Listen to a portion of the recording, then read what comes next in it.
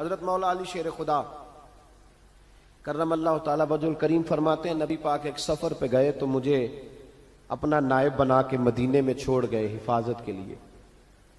میری باتوں کی سمجھ تو آ رہی ہے نا آپ حضرات کو؟ حضور مجھے چھوڑ گئے، کہتے ہیں میرے پاس مال غنیمت کے تھوڑے سے پیسے تھے، میں سونے کا ایک ہار لایا، ایک لاکٹ لایا اور سیدہ فاطمہ کو تحفہ دیا پہلی دفعہ، سونے کا ہار انہوں نے پہن لیا.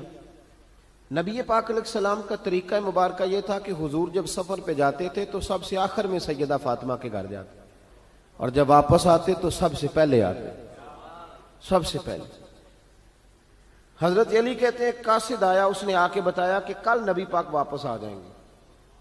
سیدہ فاطمہ بڑے دنوں سے انتظار کر رہی تھی کہ حضور آئے نہیں، اتنے دن ہو گئے. جب جا کے بتایا نا کہ کل حضور آئیں گے تو کہتے سیدہ نے صبح سے صفائیاں شروع کر دی، کھانا پکایا اپنے محبوب کے لیے، حضور کے لیے بہترین کھانا بنایا اور بہت ساری تیاری کی. کہتے ہیں حضور آئے، حسب روایت حسب عادت، وہی مبارک عادت جو محبوب کی ہمیشہ سے تھی. نبی پاک آئے، پہلا قدم سیدہ فاطمہ کے گھر میں رکھا، السلام علیکم کہا اور سیدہ نے وعلیکم کہا تو حضور نے ان کا چہرہ دیکھا تو واپس چلے گئے. حضرت فاطمہ رونے لگ گئی. مولا علی شیر خدا کہتے ہیں میں گھر آیا تو بی بی صاحبہ زاروں قطار رو رہی. فاطمہ کیا ہوا؟ کالی پتہ نہیں، حضور سلام لیا واپس چلے گئے، ایسا کبھی ہوا ہی نہیں، پتہ تو کریں. شیر خدا کہتے ہیں میں مسجد میں گیا تو نبی پاک بھی ایک کونے میں بیٹھ کے رو رہے. میں نے کہا یا رسول اللہ آپ یہاں رو رہے ہیں، فاطمہ وہاں رو رہی ہے، بات کیا ہے؟ تو نبی کریم علیہ السلام نے فرمایا وہ میری بیٹی ہو کے سونا پہنتی ہے، اگر فاطمہ بھی سونے سے پیار کرے گی تو امت کی غریب بیٹیاں کدھر جائیں گی؟ وہ بھی سونا پہننے لگ گئی ہے، وہ بھی اگر یہ کام کرے گی تو غریبوں کی بچیاں کس کے طریقے پہ چلیں گی؟ وہ بھی سونا پہنتی ہے. حضرت علی کہتے ہیں میں نے کہا یا رسول اللہ انہوں نے نہیں پہنا، وہ تو میں نے لا کے دیا ہے، انہوں نے خواہش نہیں کی. تو محبوب نے فرمایا اسے جا کے بتاؤ. حضرت فاطمہ الزہرا رضی اللہ تعالی عنہا کو جا کر کے بتایا گیا کہ محبوب پاک تو اس بات سے آپ سے ناراض ہے.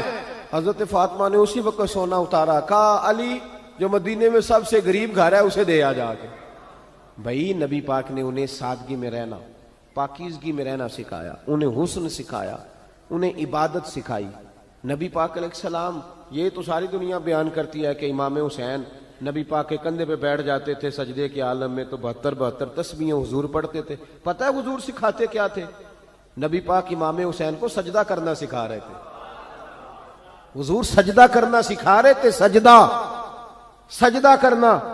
پورے کربلا کے واقعے میں کسی جگہ بھی امام حسن اور امام حسین نے کسی ایک مقام پہ بھی یزیدیوں سے کوئی مطالبہ نہیں کیا، کوئی بات نہیں منوائی، کہا جو تمہاری مرضی. ایک بات صرف کی، ایک گزارش، توجہ ہے میری بات پر، ایک بات صرف کی، ایک مطالبہ رکھا. جب 9 محرم کو عمر بن سعد نے، شمر نے، ان سب نے کہا نا کہ حسین یا اب بات ختم ہو گئی، یا بیعت کرو یا جنگ کرو، تو امام حسین نے فرمایا مجھے ایک رات کی مہلت دو. علی کے بیٹے مہلت مانگ سکتے ہیں؟ بولے نا یار، مہلت مانگتے تھے وہ، کیا ضرورت تھی؟ امام حسین نے فرمایا مجھے مہلت دے، ایک رات رہ گئی ہے، میں راج کے سجدے کرنا چاہتا ہوں. سجدوں کے لیے مہلت مانگی، سجدوں کے لیے. توجہ ہے میری بات پر؟ محفلیں لمبی، نمازیں چھوٹی. 24 گھنٹے آپ کسی کو بٹھا لیں باہر، وہ بیٹھا رہے گا، گپے لگائیں. نماز کا ٹائم ہوگا تو پتہ نہیں کیا ہو جاتا ہے، لوگوں دوڑ گئے، او ہو نماز پڑھنی پڑ جائے گی. ایسے لگتا ہے جیسے کوئی بہت مشکل مرحلہ آن پڑا. بھائی کربلا والوں کا تو پیغام ہی نماز ہے، ان کا تو طریقہ ہی نماز ہے. امام حسین نے کہا ایک رات کی مہلت، فقط اس لیے کہ میں کھل کے نمازیں پڑھ لوں.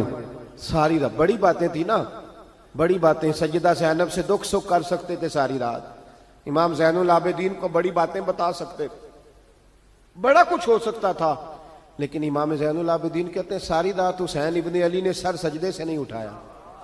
چل تو اس طرح کر، امام حسین تو ساری زندگی ساری رات پڑھتے رہے نا، تو چل ایک رات کی عبادت کر ان کے نام پر، ایک رات ساری جاگ. نہیں نا تسی ہاں کی تھی، ایک رات کہی ہے میں نے. بڑا مشکل ہے ہمارے لیے. آپ یقین کریں مسلح, اور پھر کسی نے ہمیں کان میں بتا دیا ہے کہ تسی نسبت آ لے ہو, تسی بخشے ہو.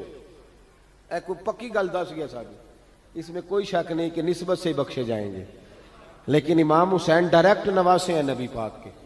اگر وہ نسبت کے باوجود بھی ساری ساری رات نماز پڑھتے ہیں, تو کس قسم کا نسبت والا ہے کہ 10 محرم کو بھی تیری ساری قضا ہو جاتی ہے, ساری قضا چھٹی, ہم نسبت والے ہیں. بس نسبت کا یہ معیار ہوتا ہے. نسبت کا معیار یہ ہوتا ہے کہ جو محبوب نے کیا وہ ہم نے کر کے چھوڑنا ہے, وہ کام کرنا ہے. اور پھر اہل بیت نبوت کا اسوہ حسنہ پردہ ہے. پردہ بڑی گمراہی آ گئی ہے امت میں.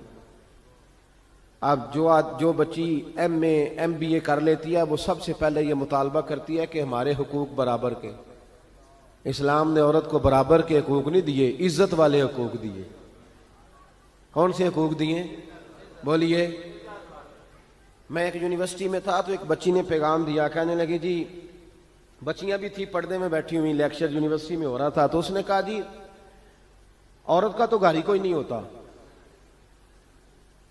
عورت کا تو گھر ہی کوئی نہیں, تو ہم کدھر جائیں؟ میں نے کہا چلیں ادیبانہ انداز میں یہ بات درست ہے, لیکن حکیمانہ انداز میں درست نہیں. عورت کی تو اللہ تعالیٰ نے ذمہ داری بڑی شاندار رکھی ہے. جب تک باپ جوان ہوتا ہے نا, توجہ ہے میری بات پر, جب تک باپ جوان ہوتا ہے تو بیٹی اس کے گھر رہتی ہے, اور جب بچی جوان ہوتی ہے, ابا تھوڑا بوڑھے ہونے لگتا ہے نا, تو اللہ تعالیٰ خامند کی ڈیوٹی لگا دیتا ہے عورت پر. اور جب خامند تھوڑا بوڑھا ہونے لگ جاتا ہے تو بچے جوان ہو جاتے ہیں. تو میں نے کہا بی بی تو سمجھی نہیں, تو کہتی ہے میرا گھر کوئی نہیں. رب کریم نے تو تیرا محافظ ہمیشہ جوان آدمی کو رکھا ہے, جوان کو, کبھی باپ کو, کبھی بھائی کو, کبھی بیٹے کو, کبھی شوہر کو. تو یہ کیسے؟ اسلام نے تو تیرے لیے جوان خون تیرا محافظ رکھا, اگر تو سمجھے. حضرت فاطمہ نے ساری زندگی پردے میں گزاری, ان کا ننگا سر کبھی سورج نے بھی نہیں دیکھا. یہاں اللہ خیر کرے دینداروں کی بچیاں پردہ نہیں کرتی, حاجیوں نمازیوں کی بچیاں پردہ نہیں کرتی. کپڑے استری نہ ہو تو گھر میں جھگڑا شروع ہوتا ہے, اور بی بی پردہ نہ کرے تو پرواہ کوئی نہیں. حضرت عبداللہ بن سہل ایک تابعی بزرگ ہے, نام یاد رکھنا.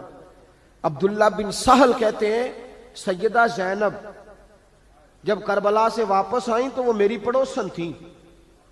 15 سال کہتے میں ان کا پڑوسی رہا ہوں, 15 سال. 15, امام شورانی نے اس کو لکھا ہے, 15 سال میں حضرت زینب کا پڑوسی رہا. کبھی ہوتا ہے نا کہ بی بی برقع پہن کے باہر نکل آتی ہے, بازار جانا ہے, دوائی لینی ہے, کوئی کام ہے. کہتے ہیں 15 سال میں پڑوسی رہا, پر میں نے پردوں میں چھپی ہوئی زینب بھی کبھی نہیں دیکھی. ہوتا نا برقعے میں بندہ بی بی دیکھ لیتا, میں نے پردے میں چھپی ہوئی بھی بی بی کبھی نہیں دیکھی. تو کربلا والوں کا تو طریقہ پردہ ہے, ان کا طریقہ. اب آخری بات سنیں, کربلا والوں کا طریقہ حوصلہ ہے, ہمت ہے. ہمارے ہاں نا خودکشیاں عام, جھگڑا عام, لڑائی عام. اس کی وجہ یہ کہ حوصلہ کوئی نہیں. ذرا سی بات کوئی بندہ برداشت کرنے کو تیار. اہل بیت کا جو طریقہ ہے نا وہ حوصلہ ہے, وہ صبر ہے. وہ چلے محبت کی بات ہے کر دیتا ہوں. ایک بابا جی سے میں نے پوچھا, میں نے کہا جناب صحت کیسی ہے؟ کہ دکھا نہیں وڈیریاں کر چڑیا. میں کہا کنی عمر تہاڈی؟ کہندا میں عمر تے ایویں 76 کو سال ہے. تے میں کہا دکھاں تو بغیر بھی ہن تساں وڈیریا ہی ہونا سی. بس کر دے, دکھوں کو بدنام کیا ہوا بلا وجہ. اب بس کریں, وڈیرے ہونا تھا کہ نہیں ہونا تھا؟ تے نہ دکھاں دا لا دیتا ہے. ہجوم غم میں بھی توہین نے ضبط غم نہ ہوئی, ہم تو اس احتیاط سے روئے کہ آنکھ نم نہ ہوئی. اللہ والے تو مطلب شکوہ کرنا ہر وقت شکوہ, حوصلہ ہی کوئی نہیں, سکون ہی کوئی نہیں, پریشانی بڑی ہے جی, آزمائش بڑی ہے. کبھی آپ نے کہیں سنا ہے کہ واقعہ کربلا کے بعد حضرت زینب معاذ اللہ نفسیاتی مریض ہو گئی تھی؟ امام زین العابدین, سیدہ سکینہ, حضرت صغرا, وہ حوصلے میں رہے, متوانا رہے. امام زین العابدین نے اس کے بعد بھی کئی دفعہ پیروں میں بیڑیاں پہنی, کئی دفعہ. سادات کا خاندان چلا. یہ جو داتا علی اجویری نے آ کے آپ کو کلمہ پڑھایا, یہ بھی سید زادے ہیں. سیدوں کا قافلہ رکا نہیں, یہ خواجہ اجمیری بھی سید زادے, غوث پاک جیلانی بھی سید زادے. یہ سادات کا سلسلہ چلتا رہا. بار بار آ کے امت کی قیادت کی ان لوگوں نے. جب دیکھیں نا یہاں کسی بندے کا کٹا ہوا ہاتھ پھینکا جائے نا, بلکہ انگلی پھینک دی جائے, تو لوگ ڈر کے بھاگ جائیں گے، کسی کا، اپنے کسی کا نہیں، کسی کا، کیونکہ انسان کا وجود کٹ جائے تو دہشت پیدا ہوتی، آپ ڈر کے بھاگ جائیں گے۔ امام حسین کا کٹا ہوا سر، توجہ ہے میری بات پر؟ ذرا غور کرنا، بندے کا سر کٹ جائے، ہم سنتے ہیں بات پر غور نہیں کرتے۔ دھاڑ ان کا پڑا تھا کربلا میں، کٹا ہوا سر، زلفیں، پگڑی، کٹا ہوا سر نیزے پہ، آگے آگے سر جا رہا ہے، پیچھے سیدہ زینب جا رہی، با پردہ یزید کے دربار میں پہنچی، بی بی صاحبہ پردے میں بیٹھ گئی۔ یزید کہنے لگا دیکھ لو، اللہ نے مجھے عزت دی اور میرے دشمنوں کا معاذ اللہ کیا حال ہوا۔ جب اس نے یہ کہا نا تو حضرت نعمان بن بشیر صحابی بیٹھے تھے، اور ساتھ کہتے ہیں میرے ایک نابینا صحابی بھی بیٹھے تھے۔ حضرت نعمان بن بشیر کہتے ہیں کہ جب اس نے یہ کہا نا کہ اللہ نے مجھے عزت دی اور نقل کفر کفر نہ باشد، میرے دشمنوں کا یہ حال ہوا، تو کہتے ہیں سیدہ زینب وہاں سے اٹھ کے کھڑی ہو گئی، با پردہ سیدہ زینب کھڑی ہوئی، اور فرماتے ہیں اس طرح نہیں کھڑی ہوئی کہ بیویاں روتی ہیں تو کہتی ہیں ہائے یہ ہو، اس طرح نہیں، حوصلہ، ہمت، اور جس طرح کوئی سیاںا خطیب خطبہ پڑھتا ہے اس طرح سیدہ نے خطبہ پڑھا، پہلے اللہ کی حمد کی، پھر نبی پاک پہ درود پڑھا، اور پھر قرآن پاک کی آیت پڑھی وَتُعِزُّ مَن تَشَاءُ وَتُذِلُّ مَن تَشَاءُ، یہ آیت پڑھی۔ کہتے سیدہ کی آواز میں وہ روب تھا، وہ گرج تھی، وہ وقار تھا، وہ اطمینان تھا کہ وہ نابینا صحابی میرا گھٹنا ہلا کے کہنے لگے نعمان علی آ گئے ہیں دربار میں، علی آ گئے ہیں، جبریل امی بول رہے ہوں جیسے، حکمت کے گوہر رول رہے ہوں جیسے، دربار دمشق میں بی بی زینب کا خطاب منبر پہ علی بول رہے ہوں جیسے۔ کہا یہ تو حضرت علی کی آواز، علی آ گئے کیا، علی آ گئے؟